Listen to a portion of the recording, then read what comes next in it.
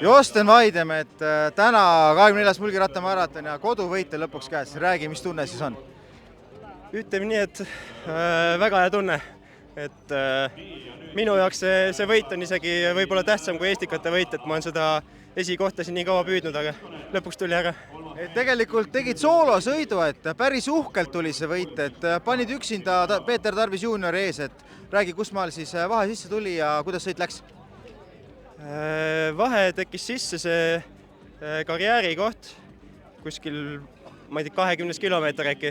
Siis saime Kiskoniniga kahekesi eest ära, aga Pollis õnnestus temaga maha, et põhimõtteliselt 30 kilti olin üksi ees, et pidin ikka klotsi andma, et taga Tarvis kogu aeg survestas ka, et pidi ikka vaeva nägema. Et oli näha tõesti, et ega see vahe ju nii suureks kohe ei läinud, on ju, et tegelikult siuke poole minuti juures ta kuni viimase 10 kilomeetrini jõudis ikkagi hoida, kui te metsa vahel sõitsite, et oli sul aeg või vahe enam-vähem teada kogu aeg? Jah, mul isa karjus vahet pidevalt raja ääres, et see aitas mind päris palju, et ma suutsin siis jõudu piisavalt jagada, aga lõpus sain ikka krambid kätte seal kuskil 10 kiltine lõppu. No ühed krambid kuuluvad maratoni juurde vist? Jah, ütleme nii, hea vormi puhul ei kuulu, aga küll see läheb paremaks. Igal juhul Josten, palju õnne sulle ja koduvõit on lõpuks käes. Aitäh!